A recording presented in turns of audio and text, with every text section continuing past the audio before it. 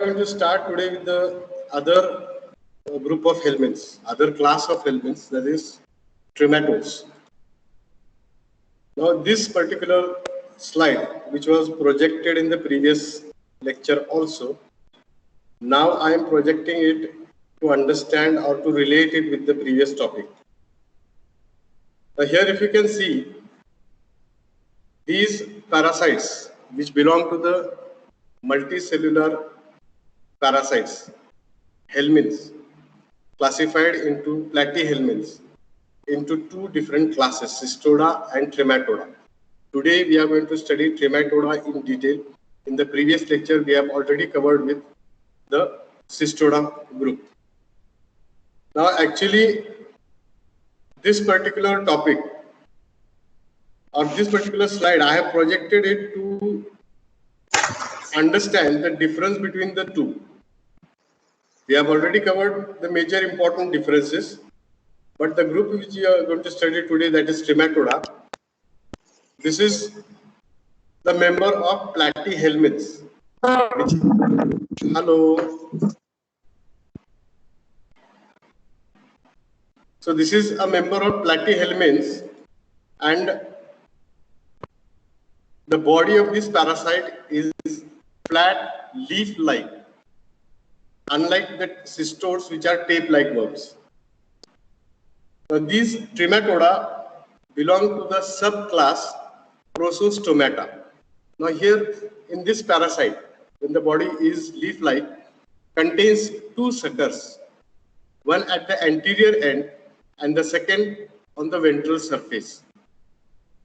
So it has two stomata-like opening which are called as the mouth, and these oral sucker and the ventral sucker, oral sucker at the anterior end and the ventral sucker on the ventral surface of the body of the parasite. These suckers are meant for attachment and feeding of the parasite. And for this purpose, the oral sucker and the ventral sucker is supported with small spines. They are not actually hooklets, but they are spines to hold the parasite to the mucosal surface or to the tissue surface. That is the important characteristic feature of this parasite, which is a leaf-like worm. In this, we are going to study Cystosoma, the major important genus. In that, we'll be studying three important species simultaneously: Cystosoma hematobium, Cystosoma mansoni, Cystosoma japonicum. We are going to study these three species together, as we have studied in the previous lecture with Taenia solium and Taenia saginata.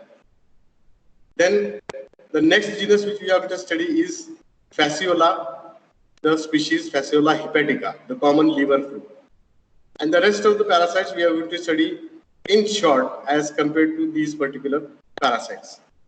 Fasciola, Fasciolopsis buski, Heterophyes, and Paragonimus westermeri. So these are the members of Trematoda where the body is leaf-like. Okay. Some general characters which we have already studied in the previous lecture again. Specifically, we are supposed to compare it with the other class of platyhelminth, that is cystode.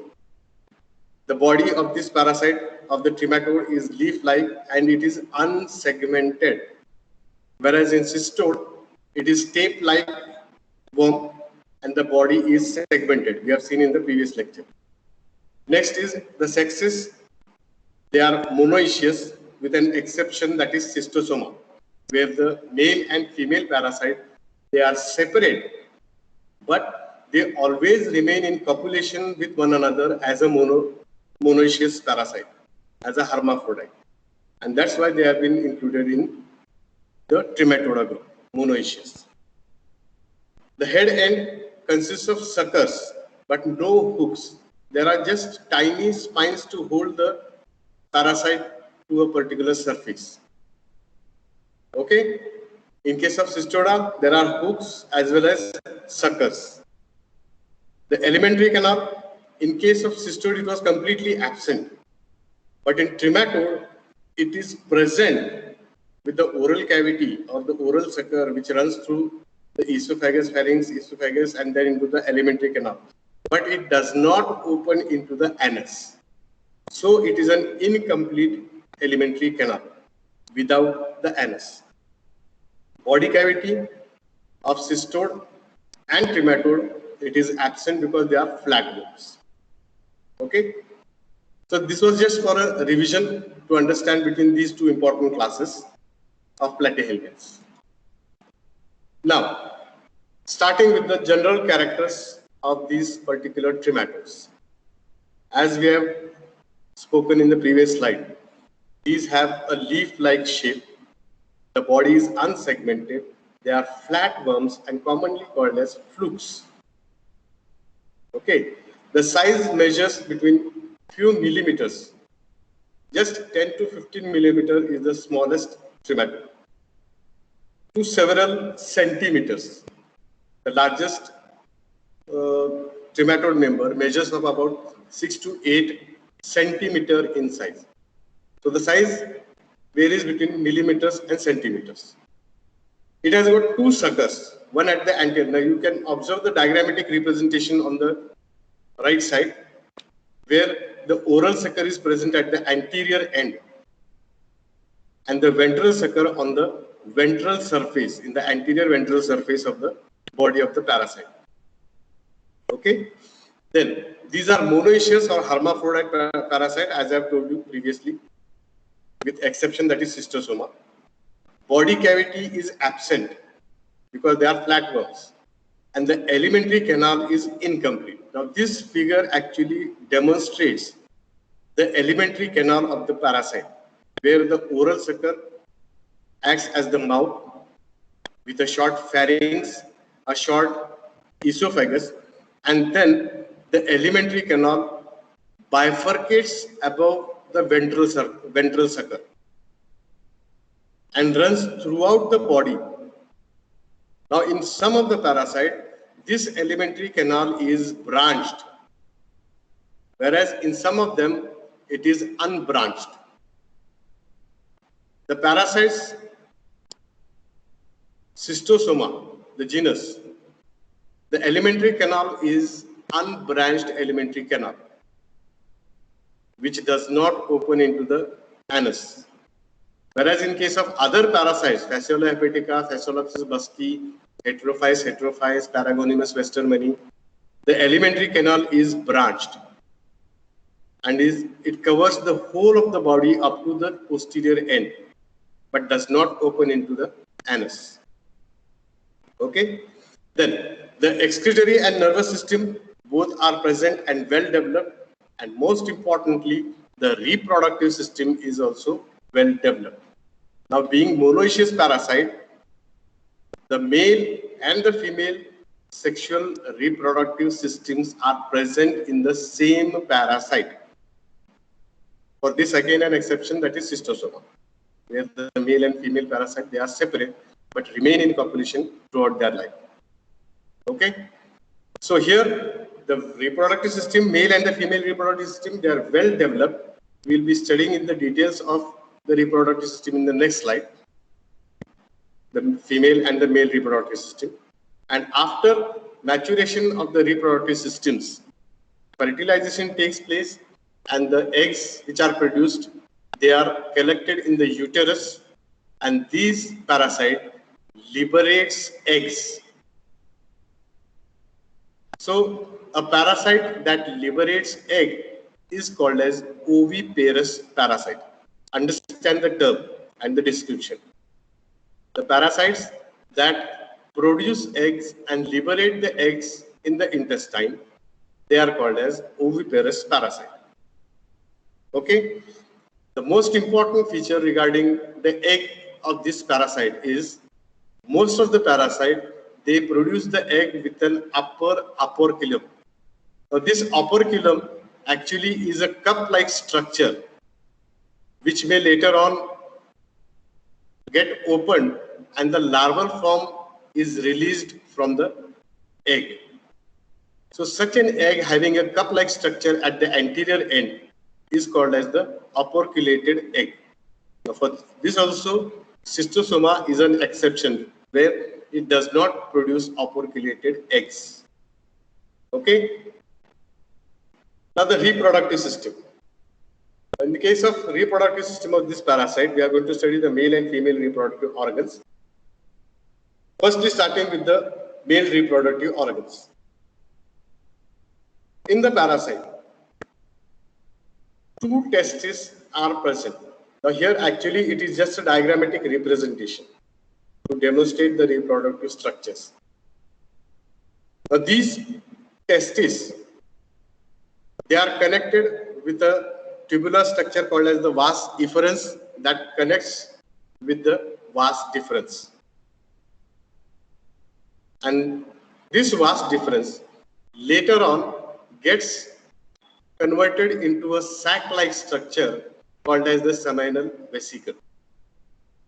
This seminal vesicle later on gets constricted to form an ejaculatory duct. Now this ejaculatory duct is surrounded by the prostate glands. And the ejaculatory duct later on, as it ascends forward, it becomes muscular and develops into the serous or the penis of the male reproductive organ. And this serous opens into a common genital opening called as the genital atrium. So this constitutes of the male reproductive organs. Now, in case of the number of testes, in some of the parasite, the number of testes may be more than 2. It may be 4 to 5 or 6 to 8 or even 7 in number. That depends upon the genus of the parasite and the species of the parasite. That we are going to study individually with each class of parasite. But most of them, they contain 2 testes where the sperms are produced, carried through the vas efferens into the vas deferens, and they are collected in the seminal vesicle. From here, as they ascend forward through the ejaculatory duct and the penis, the sperms are thrown up into the genital atrium for further fertilization. So this is about the male reproductive organ. Usually it lies on the dorsal surface of the body of the parasite. Now the female reproductive organs, which lies in front of the male reproductive organs, starting with the ovary.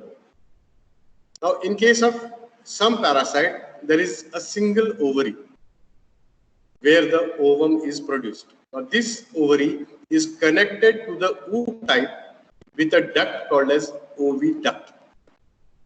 And the ovum which is produced inside the ovary, through the oviduct, they are carried into the space that is the oocyte, which is the chamber for fertilization. Okay. Now, the same structure further opens into the uterus, just opposite to the oviduct. Now, actually, initially it is a small opening, but later on becomes a bladder-like structure and runs a tortuous route up to the anterior end to the genital atrium. Now, this sac-like structure, which is the uterus, opens into the common genital opening that is the genital atrium, during which, when it opens into the genital atrium, it slightly gets constricted, and that constricted area is called as the metraterm. It is very important to understand the metraterm because, being a part of uterus, this may usually act as the vagina of the parasite. Actually, vaginal structure or the female genital opening is different, that we are going to study in the lower surface. But this uterus, which opens into the genital atrium, may sometimes act as the genital organ, female genital organ, that is the vagina, the metraterm. Okay. Now, apart from these structures, there are vitelline glands which are arranged on the peripheral surface of the parasite in the form of follicles. And these vitelline glands, or which are called as vitellaria, they are connected with the tube to one another, and ultimately a common vitelline duct opens into the oocyte. Again, these vitellaria or vitelline glands, they are important for fertilization of the ovum.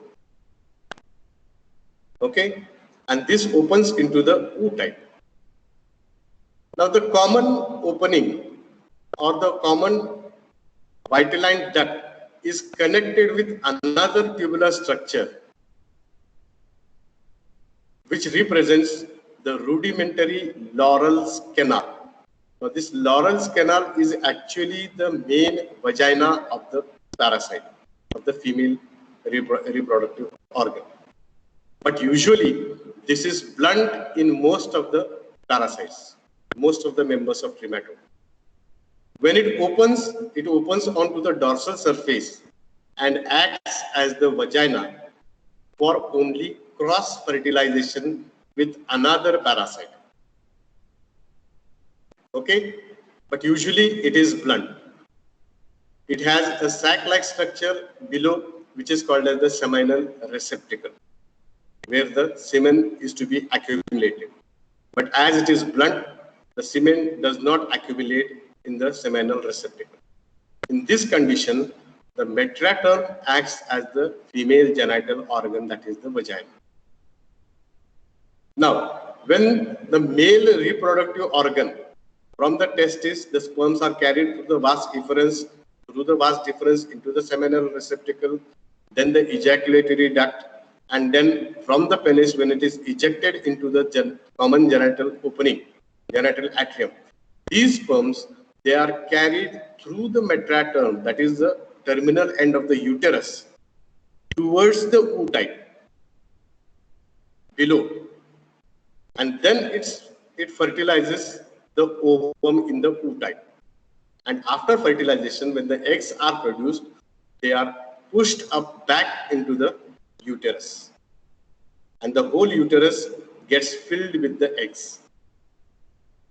Okay, so this is the common method of reproduction of most of the parasites, where the rudimentary vagina, which is blunt, does not take an important part in the fertilization.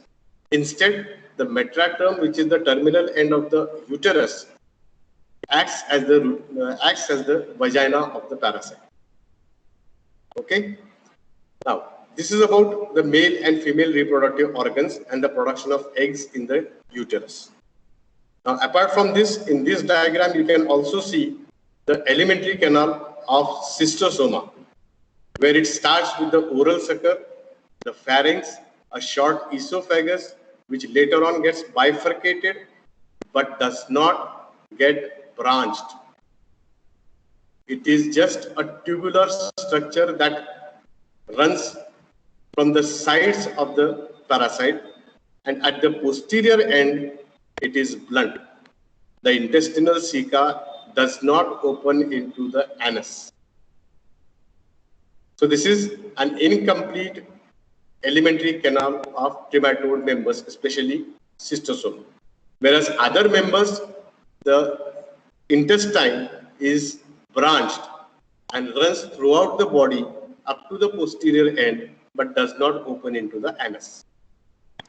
Okay, then whatever material or waste material is collected in the body, it is thrown out by the excretory system, where at the lower end there is a sac-like structure to collect all the metabolic products or all the waste products, which is called as the excretory bladder.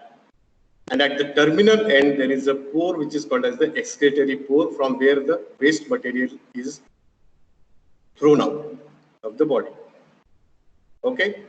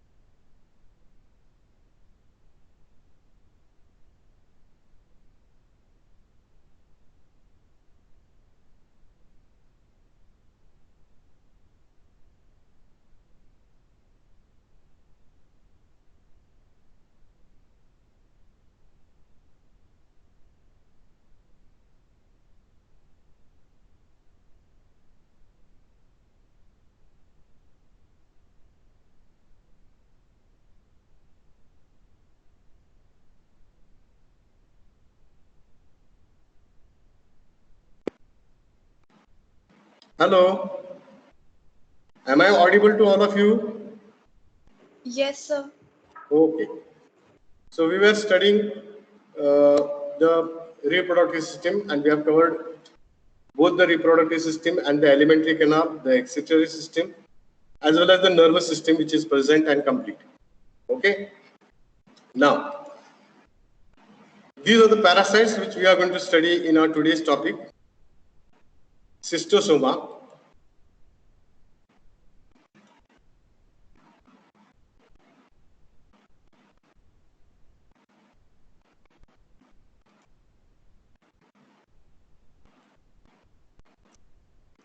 Okay.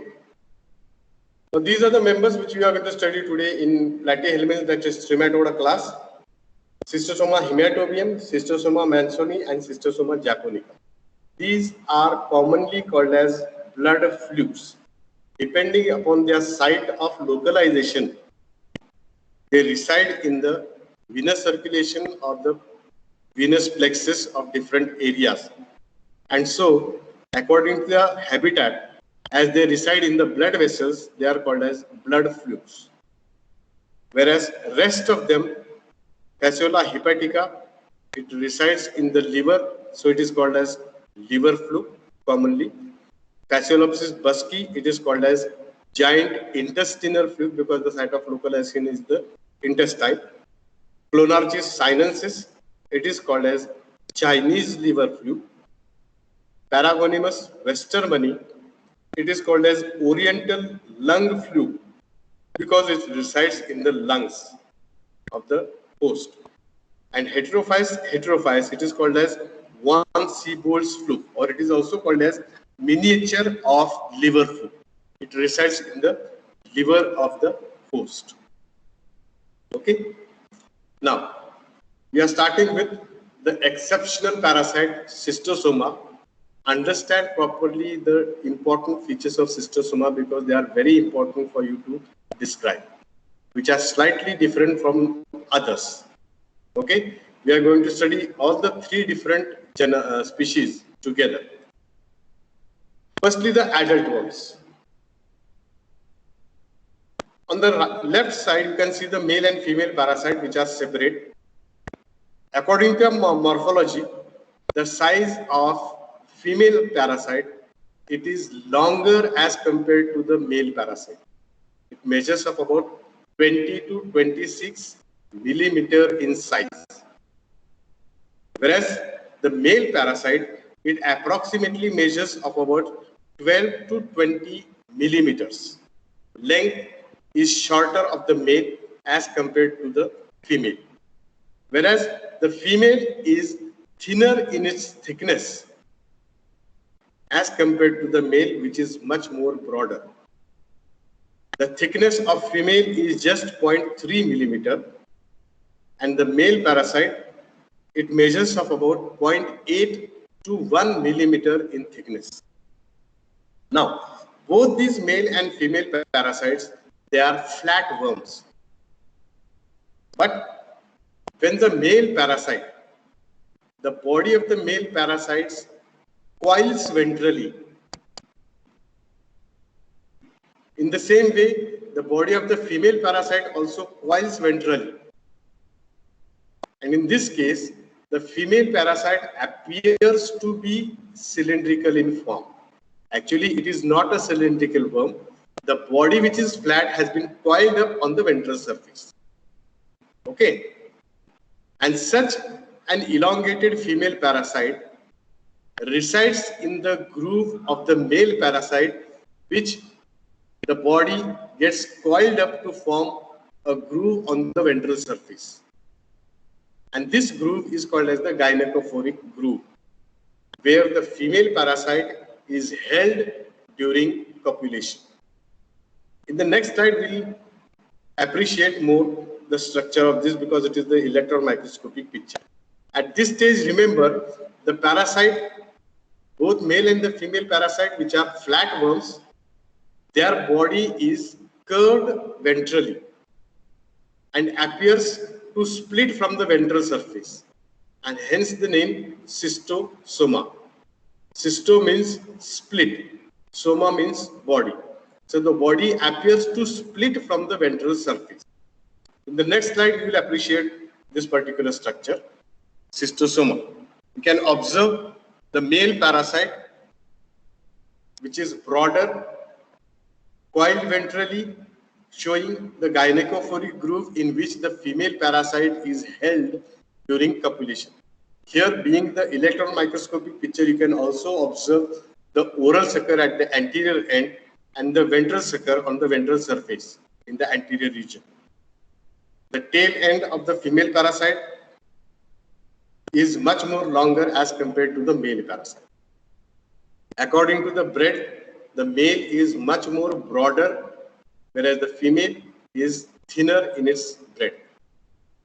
Now, most importantly, the male parasite, the outer covering is called as the cuticula, which is a tough layer, and this tough layer may contain spine-like structures, spiny structures, which are called as the teguments or papillae. In some parasites, especially in case of cystosoma, it appears as tubercles on the surface of the cuticula. In case of cystosoma mansoni, it appears as small spine-like structures or nodular structures.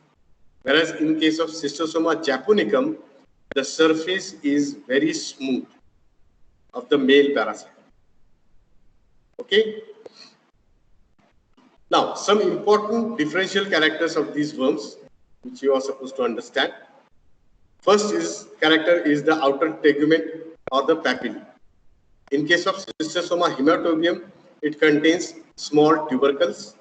In case of Cystosoma mansoni, it contains large papillae with spines. And in case of Cystosoma japonicum, it is smooth. You can observe the lower pictures of these parasites, the male parasites especially. Size of the male parasite in case of Cystosoma hematobium and mansoni, they are one and the same. The length of the male parasite is 10 to 15 microns in both hematobium and mansoni. Width is 0.8 to 1 millimeter in the width, both parasites, hematobium and mansoni. But the female parasite is approximately 20 millimeters in length, longer than the male parasite in both Cystosoma hematobium and mansoni. Whereas the width, it is about 0.25 millimeters in width. But if you observe the third parasite, Cystosoma japonicum, it is much more longer as compared to these two. It is 20 millimeters, the male parasite, and 0.5 to 0.55 millimeter in breadth. The female parasite is still much more longer, 26 millimeter in size by 0.3 millimeter.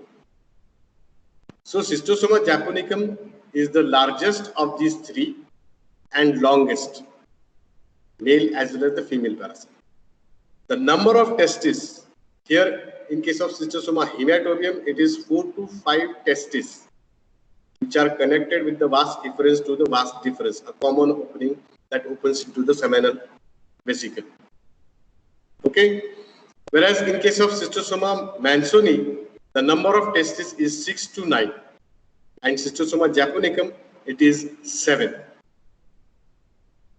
The next character is the position of ovary.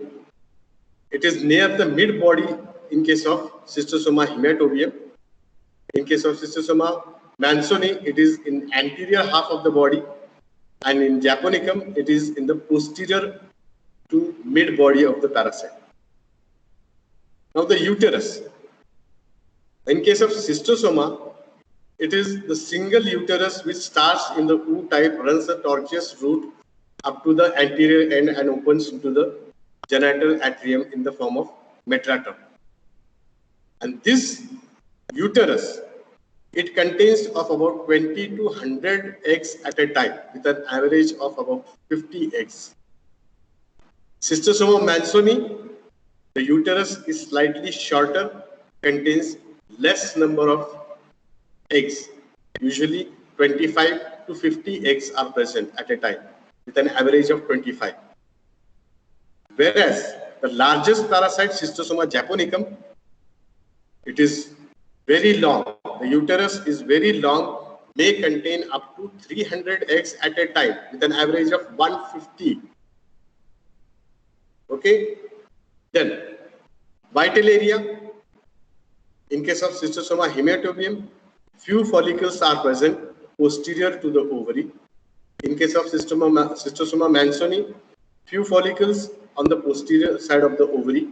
And in case of japonicum, they are present on the lateral fields, posterior quarter of the body.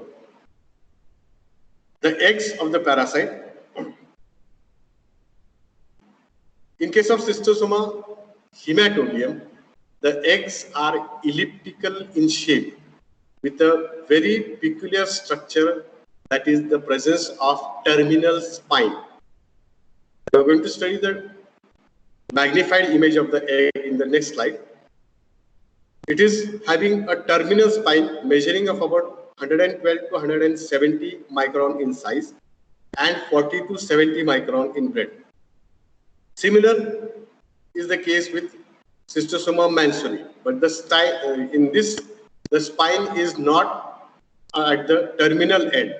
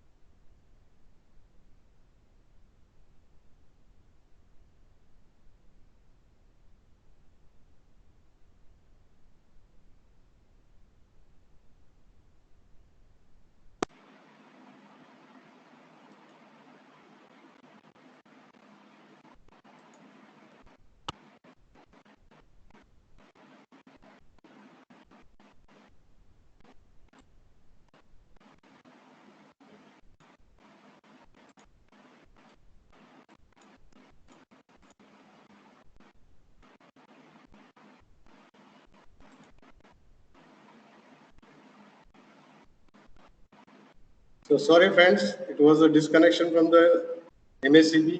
So we were not able to observe the further slide. It was the description of the eggs, where the eggs of Schistosoma hematobium has a terminal spine and Schistosoma japonicum has a lateral spine.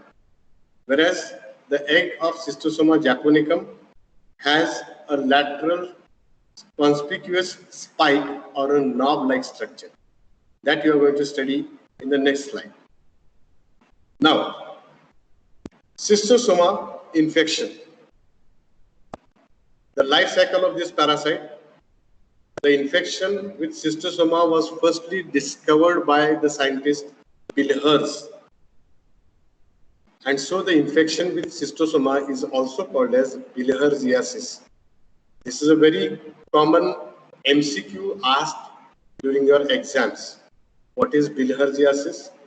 Or infection with Schistosoma is also called as dash dash dash. 4 options are given. In that, one of them is bilharziasis. Okay. So schistosomiasis, the life cycle is carried out in 2 different hosts, definitive host and the intermediate.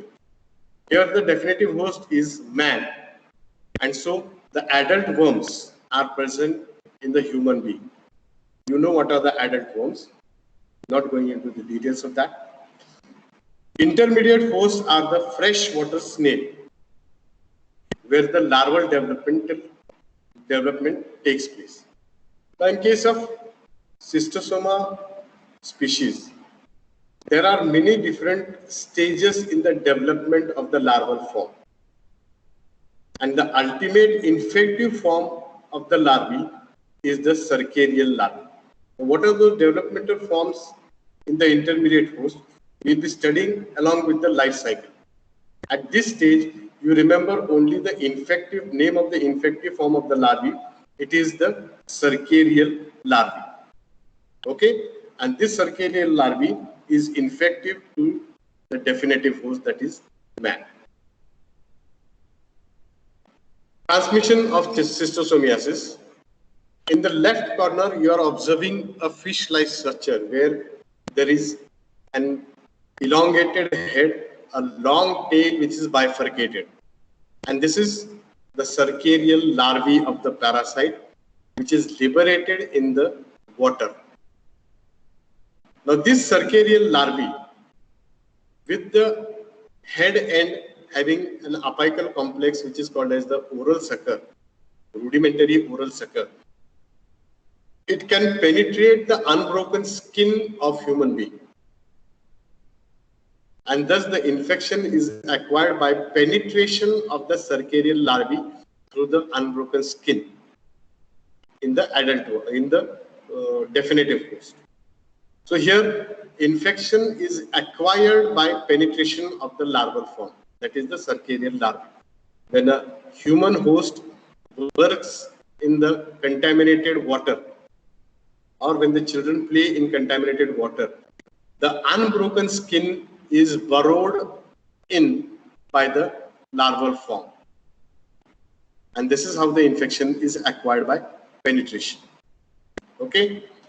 Then, when it penetrates into the skin, immediately these parasites lose their tail and only the head end enters into the peripheral venules. And from the peripheral venules, these head ends, which are measured just in microns, they are carried through the blood vessels to the different internal organs where they settle at the site of localization. Now, each individual species of Schistosoma localizes into a particular site in the blood vessels. Firstly, Schistosoma hematobium, the adult worms, they reside in the vesical and pelvic plexus, that is the urinary bladder. So they are present in the venous circulation, which innervates the urinary bladder. Second is Schistosoma mansoni. The adult worms, they reside in the mesenteric veins of the sigmoidorectal area, that is the large intestine. the adult worms. Whereas Schistosoma japonicum, the adult worms, they reside in the anterior mesenteric vein of the ileocecal region, that is the small intestine. So the site of localization of this particular parasite, the adult worms, they reside in the vesical plexus in case of urinary bladder, in case of Schistosoma hematobium, Schistosoma mansoni, they reside in the sigmoidorectal area, that is the large intestine, and in case of Schistosoma japonicum, these adult worms reside in the ileocecal region. They travel through the blood vessels when they penetrate, when the head end penetrates the blood vessel through the circulation, when it is carried to their site of destination, site of localization. These small parasites, which are measured in micron, they are growing and metabolizing forms. And through the blood, when they are carried to the site of localization, there they get matured into male and female worms. Mating occurs, and the eggs which are produced in case of Schistosoma hematobium, the adult worms which are residing in the vesical and pelvic plexus, population occurs, and the eggs which have the terminal spine, they are liberated into the venules. And this terminal spine erodes the blood vessel and reaches into the urinary bladder. And that's why the eggs of Schistosoma hematobium, they are seen in the urine of the infected patient, because the adult worms, they are present in the vesical and pelvic plexus of the veins of the urinary bladder. Schistosoma mansoni, adult worms, they are present in the sigmoidorectal area, the veins of the sigmoidorectal area. They have a terminal spine. During laying of the eggs, the spine may erode the blood vessels and they are thrown up into the large intestine. And so sometimes blood may also be observed in the feces of Schistosoma mansoni.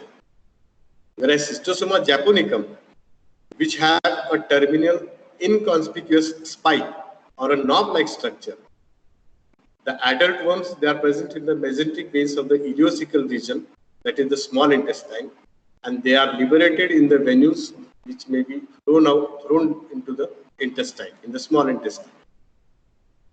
And that is how the eggs of Schistosoma hematobium may be seen in the urine of the infected host, that is man. Schistosoma mansoni and japonicum, they are seen in the feces with the terminal spine or the lateral spine or the lateral knob-like structure. Okay, now we'll see how are the eggs of this parasite. Schistosoma hematobium, elliptical structure, 118 to 170 micron in size and 50 to 70 micron in breadth.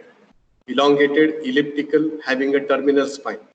Schistosoma mansoni, having an elongated structure with a lateral spine, whereas Schistosoma japonicum has an inconspicuous spine which is very small, may sometimes appear as a knob-like structure. Okay, then inside this eggs, these eggs which are liberated in the urine in case of Schistosoma hematobium and in the feces in case of Schistosoma mansoni and japonicum, these contaminate the water. And in the water, the inner ovum of each egg can undergo development. So development in the water is very important for the production of the larval form. And initially, the larval form which is produced in each of these eggs, it is a ciliated larvae which is called as the miracidium. Now here I have shown the diagrammatic representation of miracidium on the left side.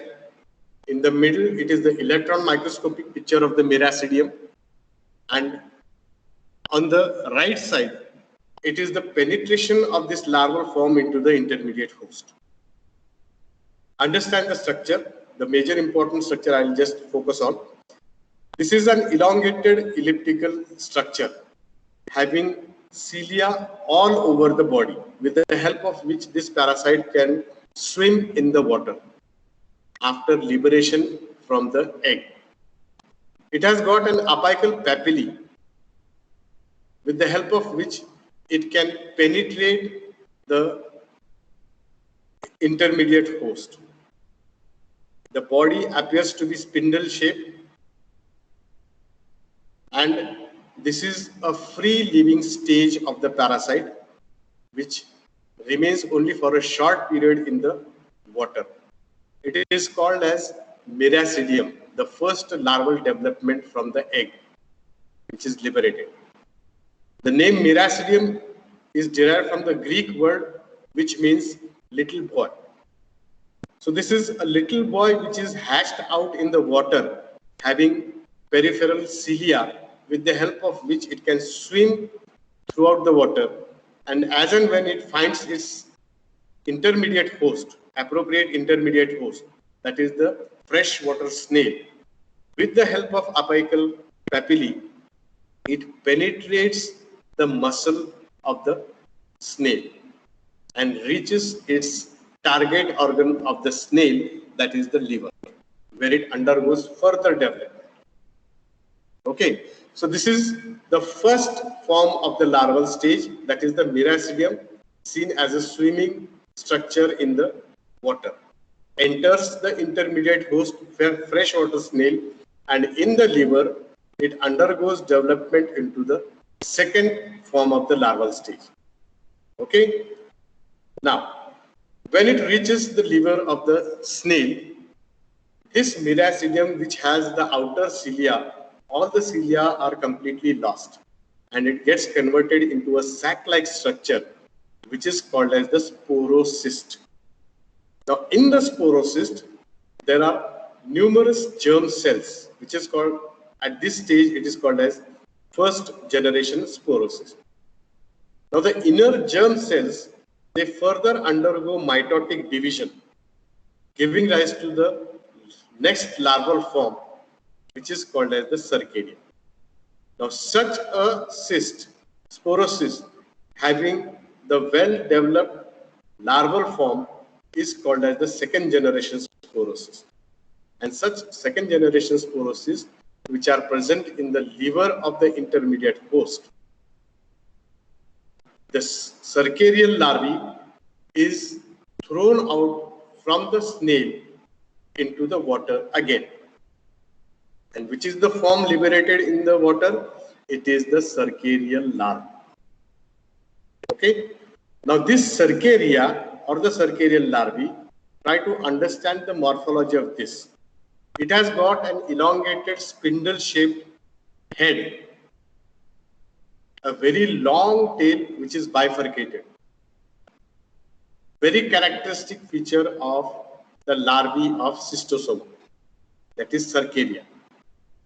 The elongated head consists of the upper oral sucker and the ventral sucker, as well as inside it, it contains all the systems of the parasite: the reproductive system, the excretory system, the nervous system, all the different, as well as the reproductive system, male and the female reproductive system. They are rudimentary at this stage, present in the head of the cercaria. Whereas the tail, it is a very long tail which is bifurcated. Okay. Now, such a cercarial larvae is infective to human being, and they enter the body of the human by penetration when the host is working in the contaminated soil. The head end attaches to the unbroken skin and then penetrates inside the skin. So penetration is the mode of infection with the cercarial larvae. Here you can observe the cercarial larvae, electron microscopy picture of the penetration of the head end into the skin. Now remember, when the head end completely enters into the skin, the tail is completely lost outside, and only the head end enters the peripheral venue. Now, the picture on the right side shows the electron microscopy picture of the parasite, the head end, which is called as the cystosomulum, singular, plural cystosomula. So the head end, you can see under electron microscope the oral sucker as well as the ventral sucker, and the body is coiled up in which all the different systems are present. The reproductive system as well as the alimentary canal, the excretory system, and all other different required morphological details, they are present inside the body of the head end of the parasite. Such a structure, which is measured in microns, is called as the cystosomulum. This is a growing stage of the parasite. It undergoes metabolism, secretes toxic metabolites, and these toxic metabolites, which are secreted in the venules of the host, they may lead to allergic manifestations. So through the venules, these cystosomula, they are carried to the different site of localization. And that we are going to see in the life cycle how they are carried. And when they are carried through the different site of localization, they reach the site of destination where they get matured into adult male and the female parasite. Which are the sites of localization of this parasite?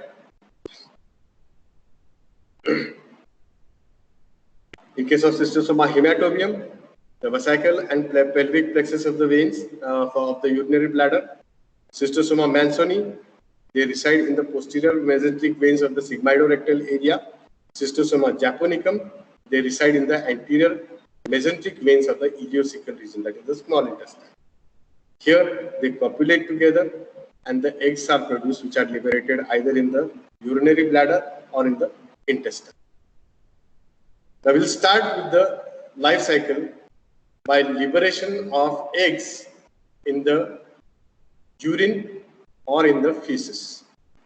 And we are going to study simultaneously 3 of the parasites together to understand the life cycle of each one of them. The life cycle is similar to one another, so we are going to study together. So release of eggs in the feces or in the urine in case of Cystosoma hematobium, undergoes development in the water, give rise to miracidium, which is liberated in the water, the ciliated larval form, finds its appropriate intermediate host, that is a freshwater snail, penetrates with the help of apical papillae, enters the body of the snail, reaches the liver, gets converted into first generation sporocyst containing numerous germ cells. Later on, it undergoes mitotic division, gives rise to second generation sporocyst when the cercarial larval forms are produced inside the sporocyst, second generation sporocyst. And these cercarial larvae, they are thrown out from the body of the intermediate host in the water. Now, such cercarial larvae having a spindle-shaped head, a long tail which is bifurcated, swims, and when it comes in contact with the definitive host, it attaches with the oral sucker to the unbroken skin, penetrate into the unbroken skin, the tail is lost, and only the head end, which is called as the cystosomula, it penetrates into the peripheral venues.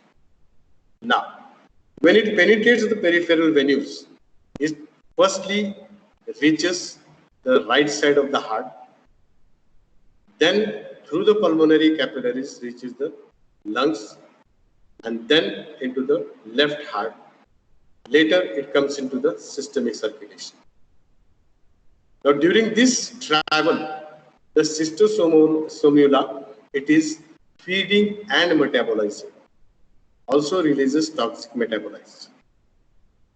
Now, when it comes into the systemic circulation, these cystosomula, they are shunted in the abdominal aorta, and then they are carried through the mesenteric arteries, through the portal circulation, to the liver. Now here in the liver, the small cystosomula, which is measured in microns, undergoing growth and feeding and metabolizing. The adult worms, they mature in these sites, in the liver. The male and the female, they mature separately. Okay. Now after maturation, the male and the female parasite of Schistosoma hematobium and Mansoni, they enter the inferior mesenteric veins, whereas the adult worms of Schistosoma japonicum, it enters the superior mesenteric vein. Okay. Now Schistosoma hematobium, adult male and the female parasite, when it comes into the inferior mesenteric vein, it is carried to the rectal venous plexus and the pelvic veins. Ultimately settles in the vesical and pelvic plexus. Here they copulate, here they undergo sexual maturation, and then copulation occurs. In the same way, Schistosoma mansoni, which is traveling through the inferior mesenteric vein, reaches the capillaries of sigmoidorectal area, where they get sexually matured into male and a female, and copulation occurs in this site. Whereas in case of Schistosoma japonicum, the male and the female parasite enters the superior mesenteric veins, and they are carried through the capillaries of the ileocecal region, where they get sexually matured and copulation takes place. And after copulation, the eggs are liberated either in the urinary bladder or in the small intestine or in the large intestine, depending upon the parasite. And these eggs, when they come in contact with the water, again the miracidium is developed, and the same life cycle goes on. Okay, so here important is the infective form of the parasite for human being. The infective form in case of Schistosoma is the Cercarian larva. Method of transmission is by penetration of the unbroken skin by the Cercarian larva. The Cercarian larvae, during penetration, it may give rise to irritative reactions such as dermatitis, cutaneous dermatitis. It may travel through the blood vessels where it metabolizes, may give rise to anaphylactic reaction because of the accumulation of toxic metabolites in the blood vessels. And at the site of destination, especially with respect to Schistosoma hematobium, the spiny structure at the terminal end may erode the blood vessels. That may lead to hematuria, presence of blood in the urine.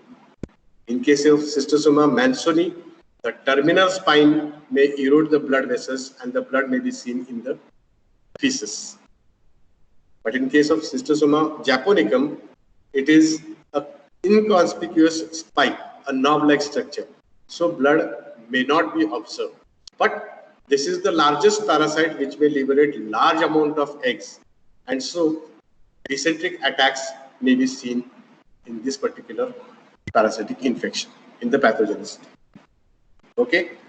At the same time, while liberation of the eggs in the urinary bladder or in the intestine, sometimes the eggs may be deposited in the tissues of the urinary bladder or the tissues of the intestine. Now, in such cases, these eggs secrete a particular substance which is very irritating, because of which there is accumulation of inflammatory cells at the site in that particular tissue, giving rise to a granuloma, which is called as egg granuloma. Okay. Now,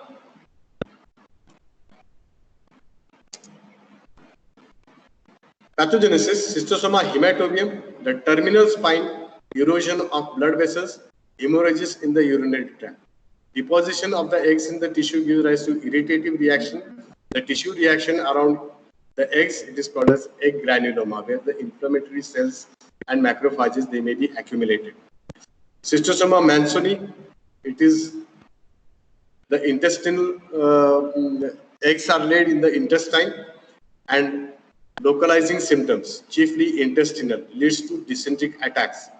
As these parasites, they mature in the liver and even the spleen may be involved.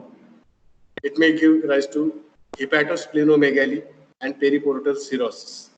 Schistosoma japonicum, it is the largest parasite liberating up to 300 eggs at a time. So it may lead to dysenteric attack, periportal cirrhosis, and enlargement of the spleen. Clinical features: cercarial dermatitis, a small nodular lesion, erythematous, during penetration of the larval form through the unbroken skin, giving rise to cercarial dermatitis.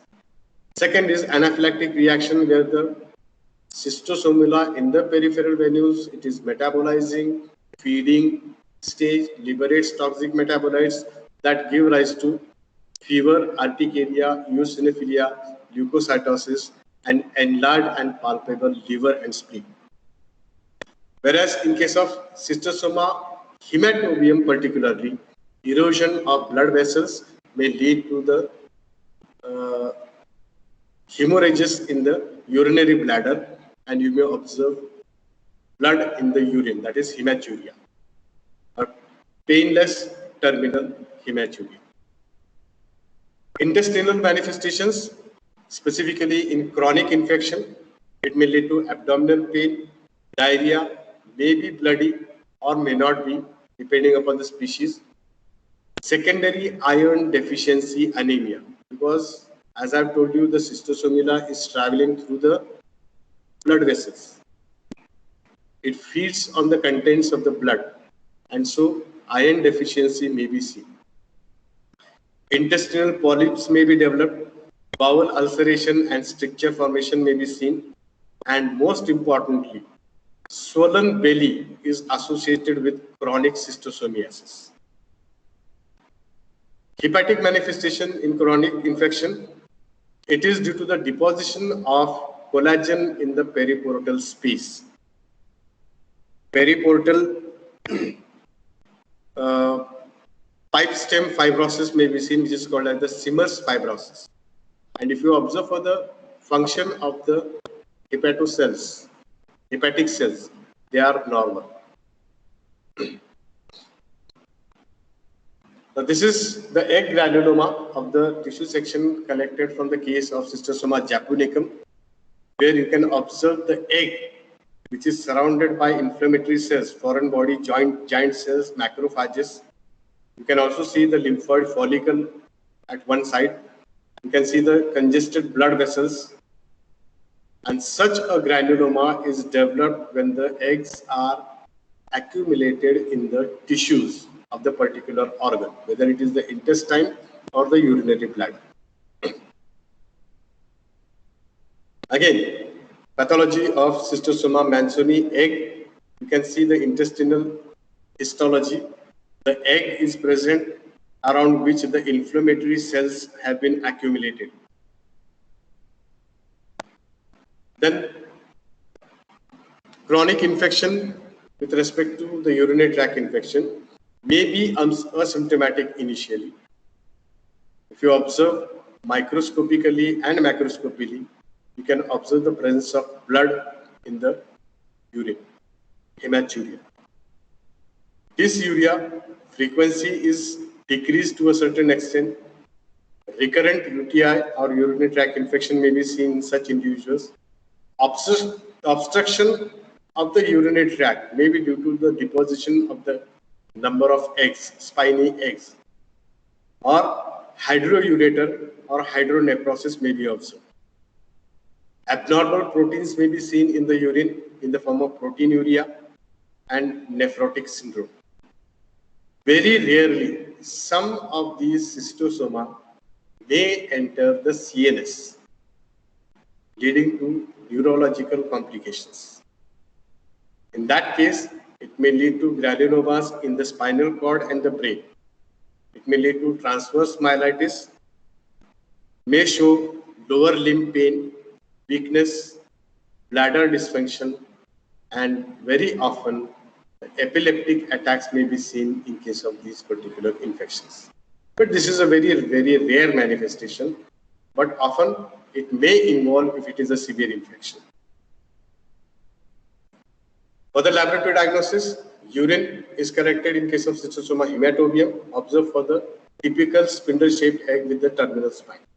Schistosoma mansoni and japonicum, feces are collected, observed for the typical appearance of the lateral spine or the inconspicuous knob. Other specimens which are collected and the tests which are done, cystoscopic biopsy can be done and rectal biopsy observed for the eggs. Blood examination for eosinophilia. Remember, eosinophilia is a very, very common manifestation seen in helminthic eggs. Aldehyde test is positive. Complement fixation test is positive. Fairless intradermal test done for the delayed hypersensitivity reaction to the antigens of this organism, it is positive. And fluorescent antibody test is positive in the early stage of infection.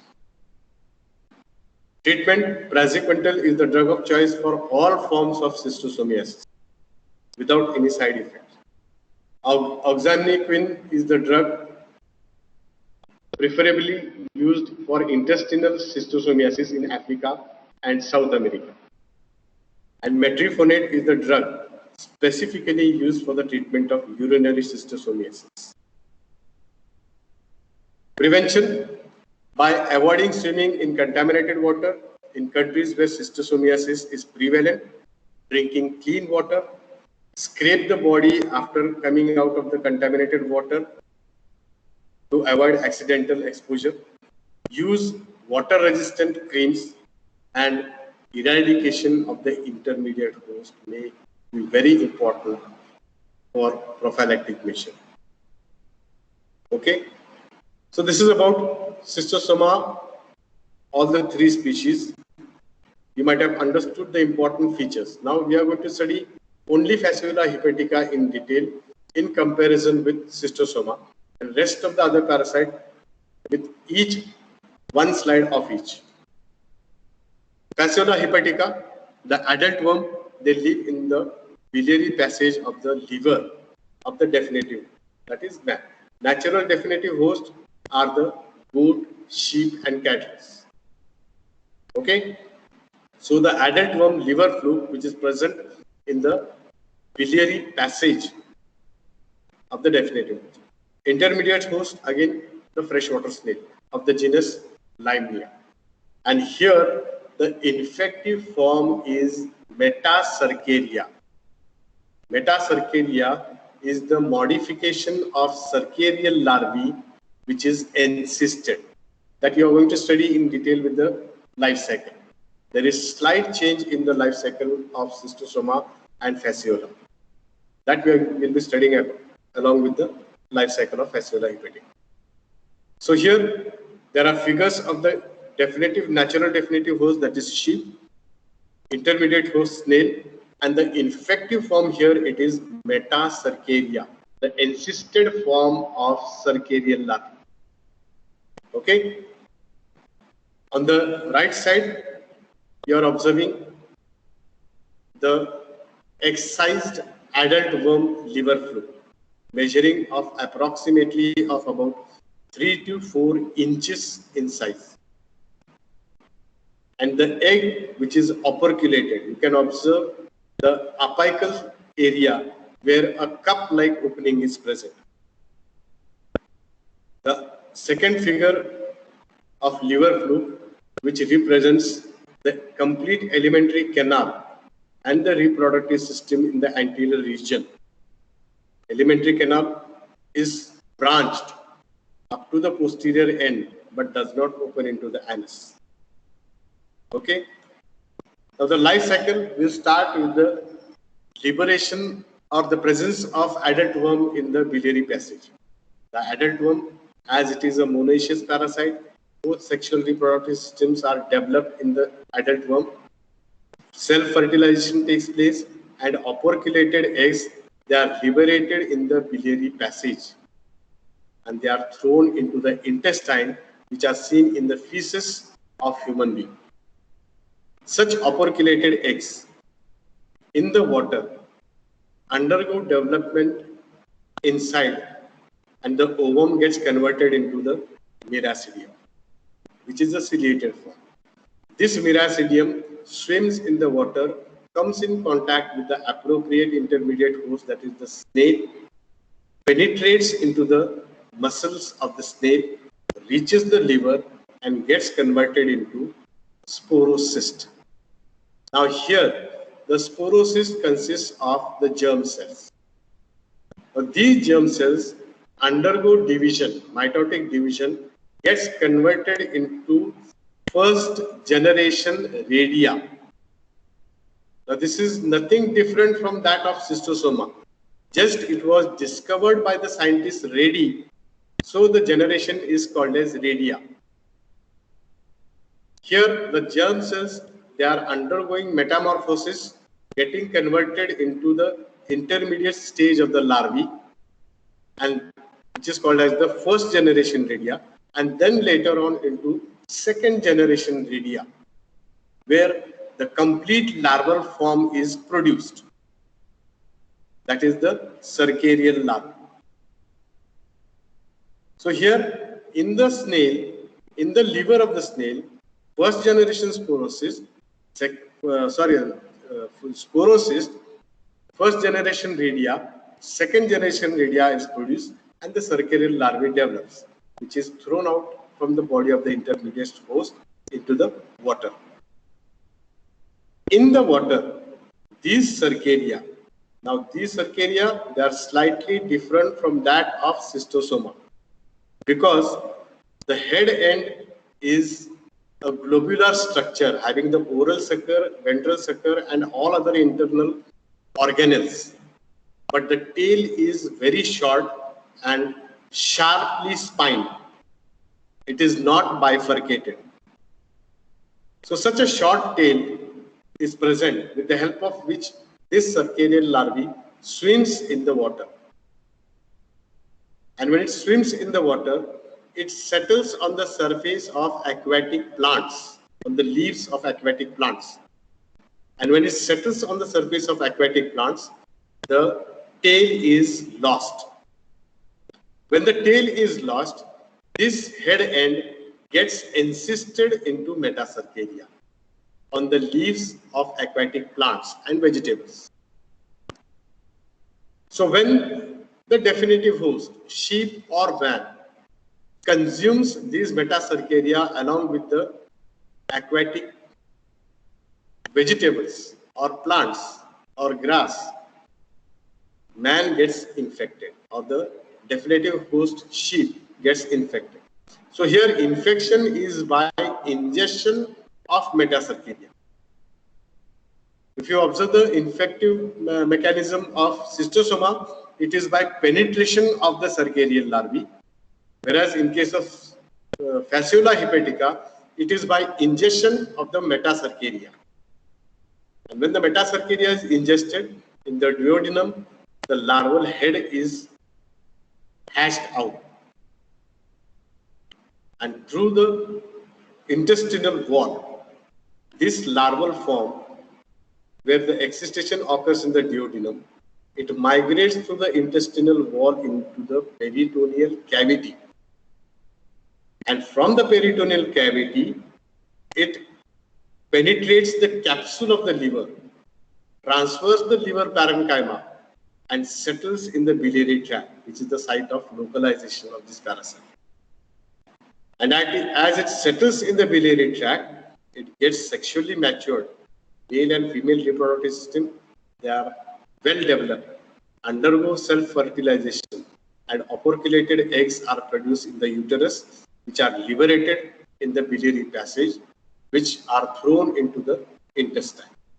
And the cycle continues. So here, there are few important differential features which you are supposed to understand between Schistosoma and Fasciola, where the miracidium enters the intermediate host snail, sporocyst is produced, first generation radia, second generation radia is produced, where the cercarial larvae is developed, which is thrown out into the water, Cercarial larvae get converted into metacercaria on the leaves of aquatic plants, and man gets infection with the vegetables contaminated with metacercaria. Okay, so this metacercaria is ingested by the host, and it gets existed in the duodenum. The small inner parasite or the head of the parasite penetrates the intestinal wall, enters the abdominal cavity, then reaches the liver. So this is a very simple method of transmission. It does not invade the blood vessels and ultimately reaches to the liver. But in case of Schistosoma, the parasite travels through the blood and also gets matured in the blood vessels, usually the site of destination, in the urinary bladder, small intestine or large intestine. So sites of localization are very important to understand the life cycle of this parasite. And ultimately, in the intestine of human being, the operculated eggs are liberated. Okay. So pathogenicity, fascioliasis is the term used to describe the infection with fasciola. As it is confined to the biliary tract, the symptoms are also related only to the biliary tract and the intestine. Biliary colic with vomiting, persistent diarrhea, and tender hepatomegaly. Eosinophilia, again another important character of helminthics. Laboratory diagnosis, operculated eggs are seen in the feces. They are bile stained, not necessary to describe what is bile stain. This is a parasite which remains localized in the biliary passage, feeds on bile, hence the egg appears brown in color, having an upper operculum. Second important parasite, comparatively each one of these will have only one important slide of each one of them, lives in the small intestine. Now the site of localization differs because it is a giant intestinal fluke that resides in the small intestine of man and pigs. Morphology and life cycle same as that of Fasciola hepatica, only change is in the size of the parasite, which is much more bigger as compared to Fasciola hepatica. Pathogenicity, fascioliasis, it is asthenia, mild anemia, and chronic diarrhea. Laboratory diagnosis, specimen collected is stool, observed for the operculated egg, produces largest egg in the trematose, which is operculated. Then Clonorchis sinensis, Chinese liver fluke. Habitat lives in the biliary tract of liver of man, same as that of Fasciola hepatica, morphologically and life cycle. Morphologically, you can observe these are much more slender and longer as compared to Fasciola. The important feature regarding its life cycle is it requires two hosts for the development of larvae. Unlike Fasciola hepatica, which has only one intermediate host, that is the freshwater snail. The first intermediate host here again is freshwater snail, where the cercarial larvae is developed, and this cercarial larvae requires another host for the development of metacercaria. It does not settle on the surface of aquatic plants. So the second host which is required, it is cyprinoid fish, in which the cercarial larvae undergoes encystation to form metacercaria. Okay, and when such cyprinoid fish they are consumed by the definitive host, they get infected with the metacercaria. For the laboratory diagnosis, collection of feces and bile is important. Observe for the operculated egg, and importantly, what you are supposed to observe is the presence of operculum at the anterior end and the presence of a C-shaped hook at the posterior end. Now, to remember this particular parasite, there are four important features. Remember the alphabet C, which stands for Clonorchis. which also stands for Chinese, which also stands for the second intermediate host, cyprinoid fish, and also the C-shaped hook at the posterior end. If you remember these four important features, it is easy for you to describe the life cycle of this parasite, no, not just sinuses.